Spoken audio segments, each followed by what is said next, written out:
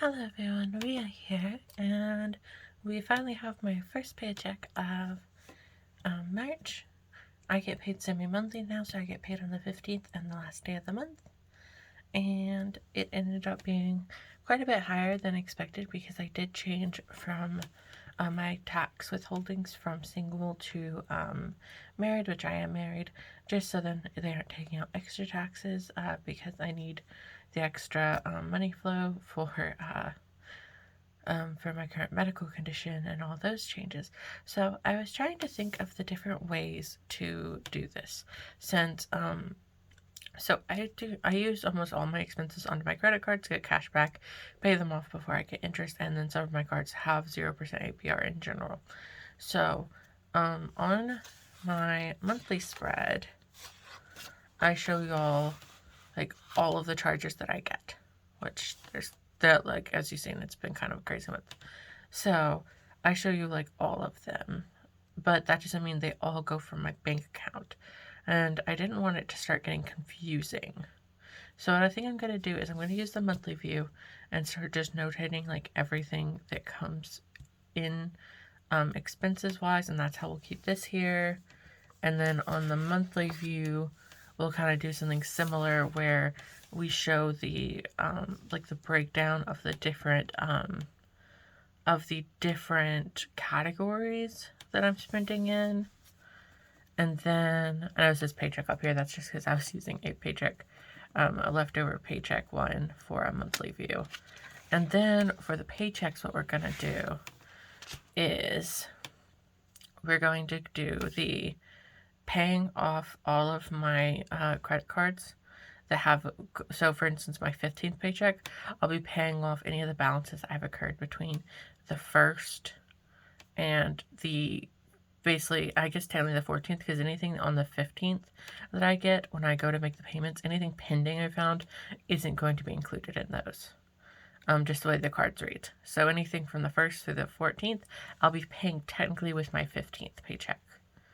And then, other than the cards that I'm paying off, then anything that's going to be coming out of my account from the 15th to the, in this case, the 31st or the last day of the month when my next paycheck comes, that's also what I'll be notating. So things that I know that will be coming out will also be listed here. So basically my paycheck ended up being $1,841 after taxes and insurance and everything was taken out. That was $86 more than I expected. Since I am salary, I think this should be the consistent number then. My Walmart card, I had $348.38 on there. My Saver card, I had $525.13. My Walmart cards get 5% cash back for my grocery stuff, so I usually use any Walmart purchase for that 5% cash back. My Saver is my primary card that I like to use because I get at least 1% cash back on everything and it's 0 APR. Venture's my newest card. I think it's 15 months of 0 APR, plus if I spend, I think it's $500 within a 3-month period, which I'm almost there anyway, I basically I'll get 20,000 miles. So basically that miles can be used towards like hotel stays or airline travel, things like that. So that's why I got that. My Ally card, technically, my Venture card, I technically had $362.80, but I wrote in wrong place, these two in the wrong places, so I just switched them. And then my Ally, I charged $44.35, mostly because I had cash back that was going to expire, so I just used that card so then I could use the $4.50 cash back I had just sitting there. So all of these are going to be paid off today and be at 0 or just have the pending balances that my next paycheck will take care of. Then I transferred my spouse's $40 into their account. I just already used my $40, which is like our personal allowance we get every month. I already used it directly out of the account, but if I hadn't used it, then I would have went ahead and transferred that to my personal account. And then I have utilities and rent that are going to be coming out of the bank account under this paycheck. My expenses coming out of the paycheck are going to be, I have to move this up a little bit for you guys, are going to be about $1,705.66. Technically a lot of this was from the beginning of the month, which if you saw my weekly check-in, I had an unexpected like $400 medical trip I had to do. So that's not really too surprising. My original leftover, based on my estimated paycheck, was going to be about $50, but because I was paid $86 more than I expected, my actual rollover that's just gonna chill out in the account is $135.34.